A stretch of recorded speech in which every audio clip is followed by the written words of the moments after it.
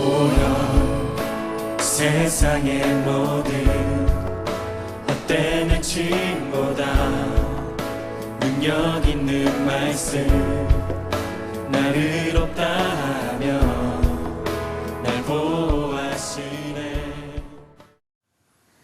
안녕하십니까. 빵과 포도주가 있는 이야기 5번째 시간입니다.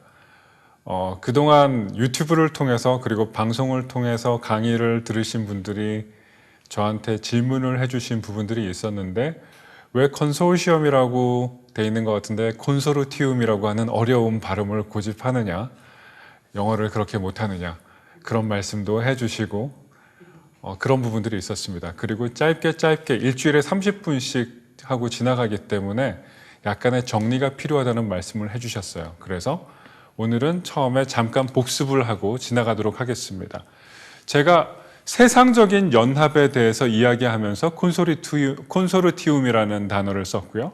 그리고 우리가 주님과 함께 연합한다, 그리고 결합한다, 이런 의미를 사용할 때 커뮤니온이라고 하는 단어를 사용했습니다.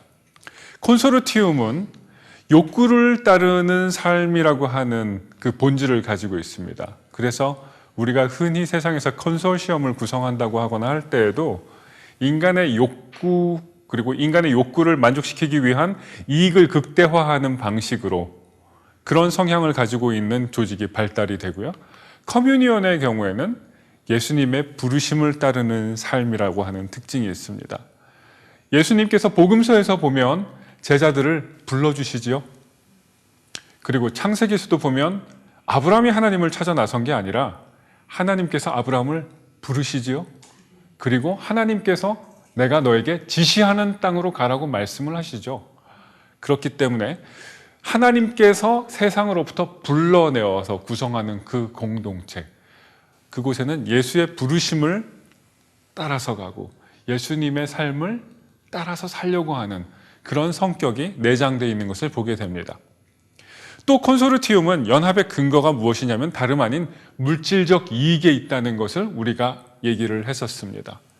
물질적 이익을 극대화하고 물질적 손실은 최소화하기 위해서. 그런데 남한테 피해를 준다 안 준다 이런 데 대한 보장은 있는 것이 아니에요. 내 이익을 위해서라면, 우리의 물질적인 이익을 위해서라면 무엇이든지 할 수 있는 연합체로 자라가게 되는 것이 콘소르티움입니다. 그래서 현대 기업들이 만들어 놓은 컨소시엄 같은 경우도 사실은 그 법적인 그 위력을 살펴보게 된다면 가공할 만한 위력을 가지고 있는 법적인 창과 칼, 총이 그 뒤에 숨겨져 있는 것을 우리가 알 수가 있습니다. 그런데 커뮤니언은 어떠냐? 연합의 근거는 예수 그리스도 한 분이십니다. 우리가 원래 죽었어야 했는데 그 죽었어야 되는 그 이유를 예수님께서 모두 상쇄시키십니다. 우리가 어떻게 살아야 되는지 모르고 있었는데 우리는 그리고 서로 연합할 능력이 사실은 없었어요. 인간 역사에 어떠한 연합체나 어떠한 공동체, 어떠한 개혁 운동도 모두 다 연합의 근거는 물질적 이익이었습니다. 왜 그런 걸 알 수가 있냐 하면 역사에서 많은 개혁가들이 개혁을 성공적으로 이룹니다. 그리고 성공적으로 청빈한 삶을 모델로 제시를 하는 것 같고 부패를 막겠다고 하고 부패한 관리들을 다 쫓아내거나 벌을 줍니다. 그런데 그 사람이 노년이 됐을 때 반드시 부패하게 되고 물질적으로 흡입을 하는 걸 볼 수가 있습니다.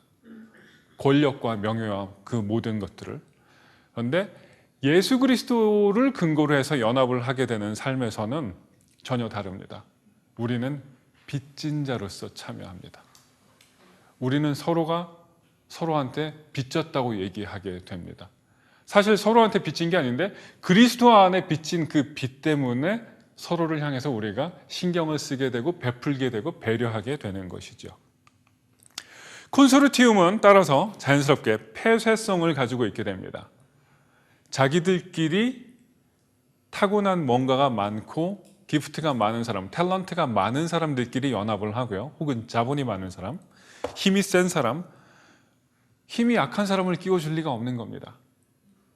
가난한 사람, 초라한 사람을 거기에 끼워줄 리가 없는 겁니다. 뭔가 우리 공동의 이익을 극대화시킬 수 있는 그런 사람들만 콘소르티움에 참여합니다. 그런데 커뮤니온은 열린 초대입니다.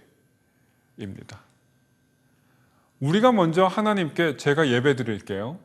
제가 하나님을 찾아서 하나님께로 연합하면서 나아가겠습니다. 그렇게 얘기한 게 아닙니다. 하나님께서 성경 창세기부터 요한계시록까지를 우리가 읽어보게 되면 하나님께서 우리를 부르십니다. 그걸 읽을 수가 있어요. 특히 창세기 같은 경우는 어떻습니까? 꼭 하나님이 인간에게 이력서를 가지고 오시는 것 같이 보입니다. 하나님이 인간에게 자기소개를 쓰시는 것처럼 보입니다. 하나님이 인간에게 커버레터를 쓰시면서 내가 이런 면에서 너에게 유익이 되니 제발 나에게로 돌아오라. 내가 너의 창조자였다. 내가 너를 내 형상대로 만들었다. 그런 이야기를 하시는 겁니다. 열린 초대입니다. 사람들이 흔히 교회는 왜 그렇게 폐쇄적입니까? 얘기를 하죠. 그렇지 않은 겁니다. 사실은 열린 초대인데 어떤 초대냐 하면 침몰해가는 타이타닉 같은 거대한 세상에서 출구가 이쪽이다. 그쪽으로 가게 되면 수면 밑으로 들어간다는 이야기를 정직하게 하는 것일 따름입니다. 파티장에서 출구까지가 먼 사람들은 기분이 안 좋겠죠? 많이 걸어야 되니까. 특히 그 사람들이 술이나 마약에 취해 있었다면 이동하는 거리도 많은데 자기가 지금 즐기는 환상이 있으니까 그걸 뿌리치고 출구까지 나가서 구명보트에 뛰어들기가 쉽지가 않겠죠? 그런 면에서 왜 내가 이 파티장에 그냥 있으면 안 되는가? 내가 왜 이 침실에 그냥 있으면 안 되는가? 너희들은 편협하도다. 이렇게 말하는 것이 세상에서 기독교에 대해서 우리가 갖고 있는 신앙에 대해서 편협하다, 폐쇄적이다라고 얘기하는 것입니다. 하지만 생각해 보십시오. 콘소르티움이라고 하는 이익 근거에 대한 삶, 공동체성, 그리고 부르심, 그리고 예수 그리스도께서 우리의 죄값과 모든 것들을 다 해결하신 그 은총의 손을 내미신 그 결과 탄생하게 된 교회라는 공동체, 하나님 백성의 삶의 본질은 이런 식으로 전혀 다른 것입니다. 우리는 초대합니다. 우리는 나눔 속으로 초대합니다. 예수 그리스도께서 하나님이신데 인간의 몸을 입고 들어오시고 내려오시고 인간과 하나님의 생명을 나누셨습니다. 그보다 더한 초대가 있을 수가 없는 것입니다. 콘소르티움은 자기의 권리로 각자가 무장하고 있습니다. 그렇기 때문에 자기의 권리가 망가지지 않도록 상대방을 향해서 창과 칼을 겨누고 있는 것을 보게 됩니다. 만약 내 권리가 충족이 되지 않는다면, 바꿔 말해서 나의 욕구가 충족되지 않는다고 하면 언제든지 서로 등을 돌릴 수 있고 와해될 수 있는 것이 콘소르티움, 이 세상의 연합 방식이고 이 세상 공동체의 연합 방식입니다. 그런데 커뮤니온은 어떠냐 하면 우리가 로마서에서 읽게 되는 것처럼 우리가 예수 그리스도 안에서 성령을 통해서 양자의 영을 받았습니다. 입양된 겁니다. 입양됐기 때문에 우리가 은혜를 입은 거죠. 우리가 하나님한테 어떤 공을 세워서 입양을 받았나요? 사탄을 가서 무찔러서 입양을 받았나요? 그런 게 아닙니다. 오직 예수 그리스도의 공로 때문에 우리가 입양을 받았습니다. 따라서 세상에서 얘기하는 것처럼 자기 권리라고 하는 창과 칼을 내세우고 내 권리를 침해하지 말라, 그런 식으로 이야기하는 그런 생리가 교회 안에서는 어울리지가 않는 것입니다. 이런 부분에 대해서 우리가 지금까지 살펴보았습니다. 그래서 이번에는 성찬을 우리가 참여하기 위해서는 우리가 세례를 받았거나 혹은 세례적인 신앙 고백이 내 안에 있을 때 받을 수 있다는 것을 우리가 교회에서 배우는데요. 만약 이런 내용을 배우지 않으신 분이 계시다면 목사님께 좀 자세하게 가르쳐 달라고 여러분이 요청하실, 이 부분에선 권리가 있으십니다. 배우셔야 하는 부분이거든요. 우리가 좀 세례에 대해서 오늘은 살펴보도록 하겠습니다. 고린도전서 10장 1절의 말씀입니다. 살펴보죠. 형제들아, 너희가 알지 못하기를 내가 원치 아니하노니. 이 말은 말이 어렵죠? 여러분이 반드시 알기를 원하는 내용입니다 라는 말입니다. 우리 조상들이 다 구름 아래 있고 바다 가운데로 지나며 모세에게 속하여 다 구름과 바다에서 세례를 받고. 무슨 말입니까? 이스라엘 백성들이 애굽에서 나와서 출애굽을 했을 때에 구름 아래에서 인도함을 받았죠. 밤에는 불기둥, 낮에는 구름 기둥으로 구름이 덮어주는 가운데에서 광야를 지나왔다는 겁니다. 그리고 바다 가운데로 지나며 모세에게 속하여 다 구름과 바다에서 세례를 받았다. 여기에서 세례의 속성을 우리가 살펴볼 수가 있는데요. 구름과 바다 가운데를 지나기 전에 이스라엘 백성들은 어디에 있었습니까? 이집트에 있었죠. 애굽에 있었어요. 애굽에서 이스라엘 백성들은 어떤 사람들이었나요? 노예였습니다. 노예라는 사람들은 어떤 사람이냐 하면 TV를 틀더라도 날마다 보는 게 저런 겁니다. 주인마님 밥상을 부탁해요.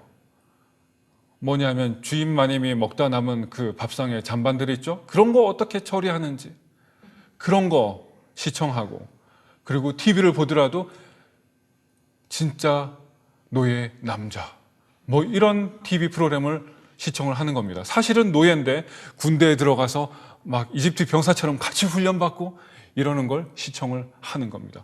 복면 노예 뭐 이런 거. 네. 그런 걸 시청을 하게 되죠. 그러면서 나는 어떻게 하면 저런 탑 클래스 신화의 주인공처럼 될 수 있을까? 이런 상상을 꿈꾸면서 미스 노예가 되고 미스터 노예가 되기 위해서 날마다 아령 들고 운동을 하고 날마다 살 빼고 체조를 하는 그런 게 노예의 삶인 겁니다. 노예가 왜 그렇게 합니까? 그렇게 하다가 눈에 띄어서 승진을 하게 될까 싶어서 날마다 하는 것이 노예입니다. 따라서 이 노예들은 서로 경쟁을 심하게 할까요? 심하게 안 할까요? 굉장히 심하게 합니다. 그런데 자기 스스로 자기 삶을 이끄는 방식으로 그런 걸 할까요? 아니면 그저 단순한 한 가지 원리, 남보다 내가 더 앞서야 돼, 남보다 내가 더 높이 올라가야 돼, 남보다 내가 뭔가를 좀 더 잘해야 돼, 이런 원리에서 움직이나요? 후자죠.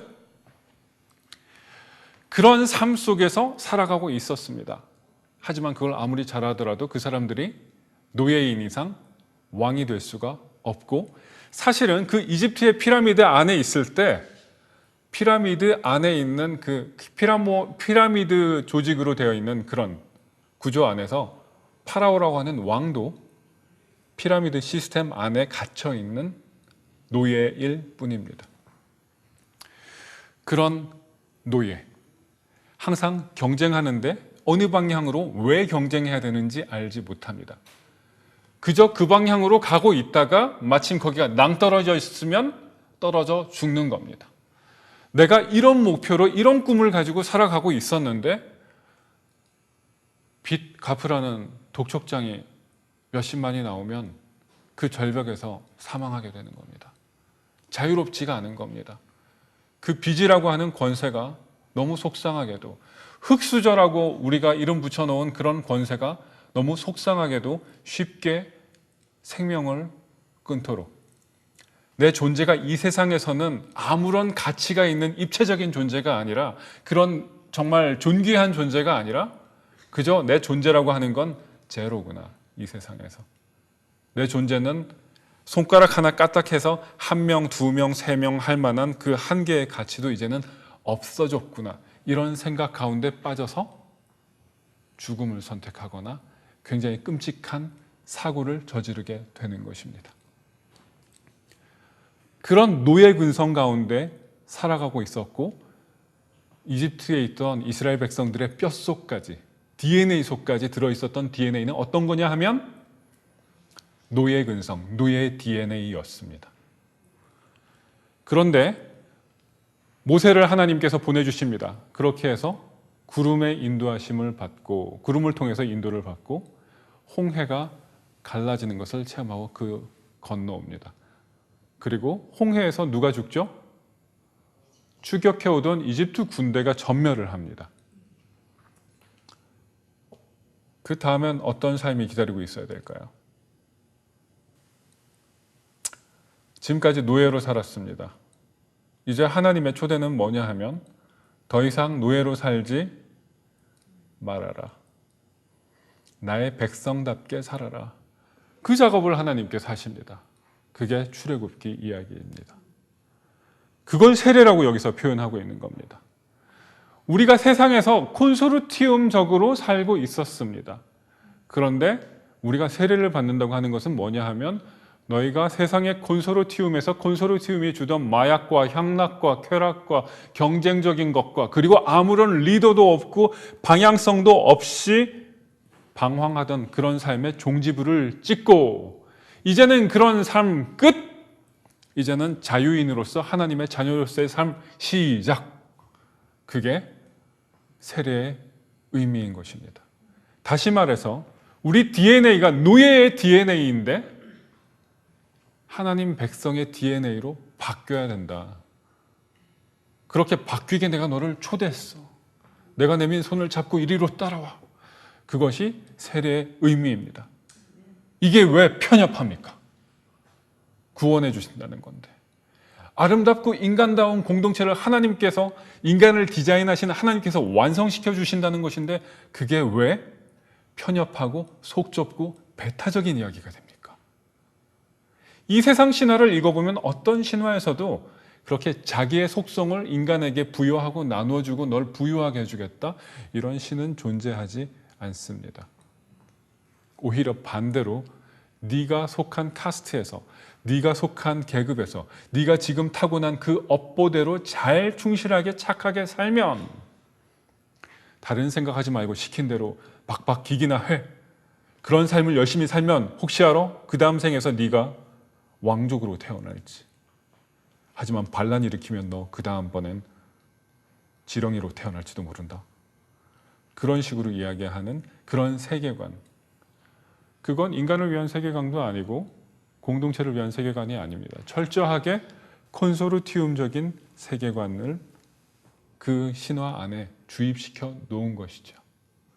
따라서 해탈이라고 하는 개념을 사용할 때 우주의 범주를 아무리 크게 잡아놓았다고 하더라도 만들어진 굉장히 커 보이는 세계관 속에 덫에 걸려서 살아가는 노예 신세밖에 안 되는 것입니다. 거기서 어땠습니까? 하나님께서 주시는 다 같은 신령한 식물을 먹었고 다 같은 신령한 음료를 마셨으니 신령한 식물이 뭡니까? 너희 조상도 알지 못하고 열조도 알지 못하던 만나를 너희에게 먹이셨고 다 같은 신령한 음료를 마셨으니 이는 저희를 따르는 신령한 반석으로부터 마셨음에 그 반석은 곧 그리스도시라. 광야에서 이스라엘 백성들이 목마르다고 할 때 반석에서 물을 내서 먹이십니다. 그런데 그 반석은 그냥 돌덩어리라고 생각하고 있었는데 돌에서 물이 날 수는 없죠, 사실은. 돌은 깨부면 그냥 푸석푸석한 돌, 딱딱한 돌입니다. 그런데 거기에서 물이 날 수 없는 곳인데 물이 났죠. 그 반석이 곧 그리스도시다. 이렇게 얘기를 합니다. 우리가 신령한 식물을 먹고 신령한 음료를 마시려면 하나님께서 모세를 보내셨을 때 모세를 따라서 나왔어야 된 겁니다. 그래서 모세에게 속하여 다 구름과 바다에서 세례를 받았다고 얘기하는데요. 출애굽기로 넘어가서 이 부분에 대해서 잠시 살펴보기 원합니다. 32장입니다. 읽어보죠. 백성이 모세가 산에서 내려오미 더딤을 보고 모여서 아론에게 이르러 가로되. 모세가 산에 하나님께 십계명을 받기 위해서 올라갔죠. 그런데 안 내려오는 겁니다. 잠깐 출장 갔다 올 줄 알았는데 안 내려오고 시간이 지체가 되니까 이 사람들이 모였습니다. 방향성 없이 맨날 경쟁만 하고 그리고 생존만 하기 위해서 노예처럼 살던 사람들이 갑자기 지도자가 없어지면 어떻게 됩니까? 황당해지는 겁니다. 뭘 해야 될지 당장 아무것도 모르고 내가 지금 이대로 있어도 되나? 그런 같아요. 옛날에 어른들이 군대 이야기 하시면서 매일같이 하도 많이 맞았기 때문에 밤에 맞지 않으면 언제 맞을지 불안해갖고 언제 맞을지 모르니까 불안해서 잠이 안 왔다는 이야기를 하는 분들 많이 들으셨을 겁니다. 마찬가지입니다. 그래서 대책이 없고 너무 불안한 심리 가운데 빠진 이 사람들이 아론한테 갑니다. 그래서 가로되 일어나라! 앉아 있었나 보죠. 우리를 인도할 신을 우리를 위하여 만들라. 우상을 만들어 달라는 겁니다. 지금까지 이 사람들이 살아왔던 세계가 어떤 거냐 하면 어떤 우상이 주어져 있고 그 우상을 둘러싼 신화에 따라서 규칙대로 살아가는 겁니다. 그런데 모세가 올라갔단 말이죠. 그런데 안 내려오니까 너무너무 불안합니다. 일종의 중독에서 깨어날 때 그 증세를 우리가 뭐라고 말합니까? 금단 현상이라고 이야기하죠. 금단 현상이 생긴 겁니다. 게다가 노예 근성만 가득 차 있었기 때문에 리더십이라고 하는 것도 없고 우리가 어떤 사람이라고 하는 자기 정체성도 지금 전혀 없는 상태입니다. 우리를 인도할 신을 우리를 위하여 만들라. 이 모세, 곧 우리를 애굽 땅에서 인도하여 낸 사람은 어찌 되었는지 알지 못함이니라. 하나님이 죽이셨을지 어떻게 했을지 어떻게 아느냐?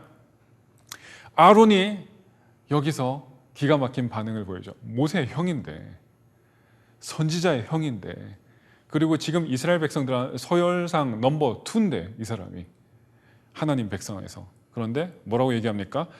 너희 아내와 자녀의 귀에 있는 금고리를 빼어 내게로 가져오라. 이렇게 얘기합니다.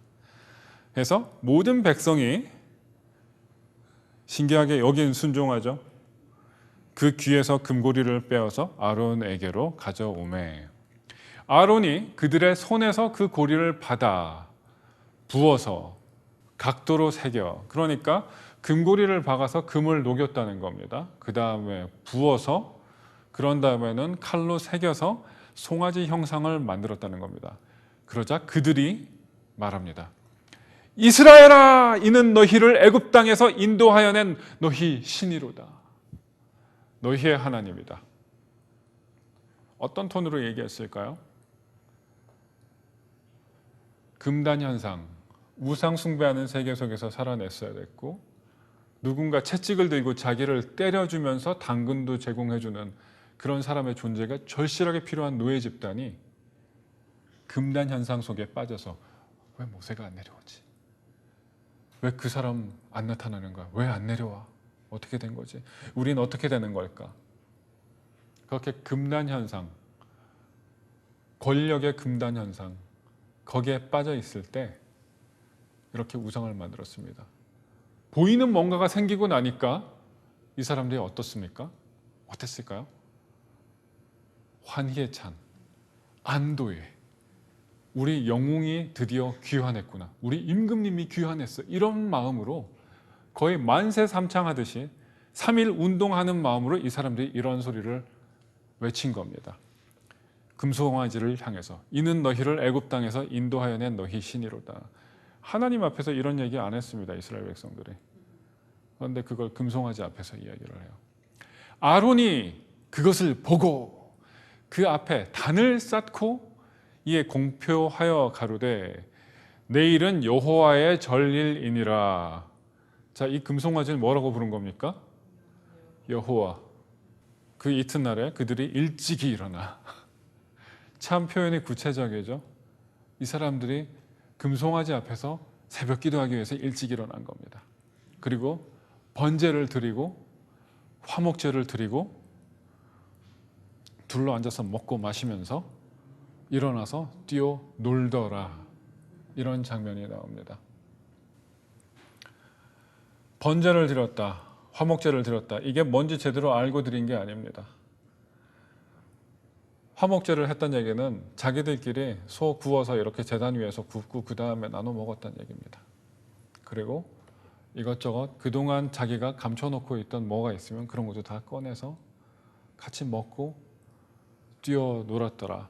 여기서 보면 굉장히 적극적으로 먹고 적극적으로 마시고 적극적으로 뛰어노는 그 환락의 표현이 여기서 나오게 됩니다. 그러니까 이 사람들이 이는 너희를 애굽 땅에서 인도해낸 너희 신이로다 찬양하세 이렇게 얘기할 때 분위기는 어떠냐 하면 굉장히 액티브한 거죠. 작심하고 이게 나쁜 일이라고 생각하는 사람이 여기 별로 없었습니다. 아무도 없었습니다. 심지어 아론마저 그걸 인도해서 끌고 가는 사람이 아론이었습니다. 소리가 장난이 아니었었겠죠. 여호와께서 모세에게 이르시되 너는 내려가라. 네가 애굽 땅에서 인도하여 낸 내 백성이 부패하였도다. 그 백성 지금 데리고 나왔죠. 세례를 통해서. 그 백성이 부패했다는 겁니다. 그들이 내가 그들에게 명한 길을 속히 떠나서 자기를 위하여 송아지를 부어 만들고 그것을 숭배하며 그것에게 희생을 드리며 말하기를 이스라엘아 이는 너희를 애굽 땅에서 인도하여 낸 너희 신이라 하였도다. 여호와께서 또 모세에게 이르시되 내가 이 백성을 보니 목이 곧은 백성이로다. 목이 곧다고 하는 말은 무슨 말입니까? 교만하다는 말입니다. 목이 곧은 사람은 이렇게 하고 다니죠. 우리 사람들이 갑자기 승진을 하거나 출세를 하거나 계급이 올라가거나 갑자기 부자가 되었다. 그럴 때 사람들이 눈빛을 잘 안 마주치고 하늘을 보는 것 같이 이렇게 하고 걸어 다닐 때가 있습니다. 사람을 봐도 인사를 악수를 자연스럽게 못하고 꼭 장애인 마냥 이렇게 하는 혹은 이걸 잘 못 마주치는 그런 분들이 계십니다. 그런데 목이 곧은 백성이라고 합니다. 하나님이 그렇게 말씀하시죠. 그런즉 나대로 하게 하라. 내 마음대로 하게 하라. 내가 그들에게 진노하여 그들을 진멸하고 너로 큰 나라가 되게 하리라. 그런데 모세가 뭐라고 얘기합니까? 여호와여 어찌하여 그 큰 권능과 강한 손으로 애굽 땅에서 인도하여 내신 주의 백성에게 진노하시나이까. 모세가 굉장히 예수님과 비슷한 그런 모습을 여기서 보여줍니다. 사실 하나님이 이스라엘 백성을 진멸하려고 하시는 분노의 크기는 그대로 리얼한 겁니다. 그런데 성령 충만한 모세가 하나님의 영에 감동되어 있는 모세가 그 하나님의 진노에 대해서 하나님의 사랑과 공의와 변함없는 하나님의 약속이라고 하는 것을 들고 하나님 앞에 그 진노를 막아서는 거죠. 이런 종류의 일들이 예수님과 우리의 만남 사이에서 있었습니다. 그래서 세례와 성찬에 참여한다고 하는 것은 우리가 여기서 살펴본 것처럼 엉뚱한 신에게 번제를 드리고 화목제를 드리고 우리끼리 파티 벌리자. 그리고 좀 놀아보자. 교회는 원래 이렇게 기쁨이 충만해야 되는 거예요. 그런 의미에서 할 수 있는 그런 것이 아닙니다. 우리 성찬이라고 하는 것은 그리고 성찬적인 공동체로서 교회의 삶은 그저 의미 없는 기쁨과 희락이 마구 넘쳐나는 공동체가 아니라 이전 사람을 벗고 이전에 우리가 좋아하고 옳다고 믿던 가치관을 다 죽이고 그리스도 안으로 새롭게 태어나는 것. 그걸 실링하고 상징적으로 그리고 우리가 컨트랙 맺을 때 우리가 계약서를 쓸 때 사인을 하거나 도장을 찍죠. 그런 것처럼 우리가 마지막에 확인을 하는 것. 그것이 세례이고 그것을 통해서 우리가 금송아지가 주는 음식, 거기서 우리가 기만적으로 우상을 숭배하면서 먹는 그런 음식이 아니라 우리가 예수님의 식탁에 초대받아서 예수님이 주시는 예수님의 피와 살에 동참하는 것, 그것이 성찬적인 의미인 것입니다. 그리고 그것이 교회 공동체가 추구해야 하는 참된 기쁨이고 연합이 되겠습니다. 여러분의 교회 가운데에 그러한 연합이, 그런 성찬적인 연합과 성찬적인 위로와 기쁨이 충만하시기를 바라고 회복이 있기를 바랍니다. 여러분의 삶에서도 세례를 기억하시고 성찬을 기억하시면 좋겠습니다. 아직 세례를 받지 않으신 분이시라면 여러분의 삶 속에 이러한 그리스도와의 연합이 주는 참된 기쁨과 나눔, 회복에 대한 소망이 여러분 안에 가득하시기를 주님의 이름으로 축원합니다. 네, 다음 시간에 또 뵙도록 하겠습니다. 감사합니다. 보여 세상의 모든 헛된 외침보다 능력 있는 말씀 나를 없다 하며 날 보호하시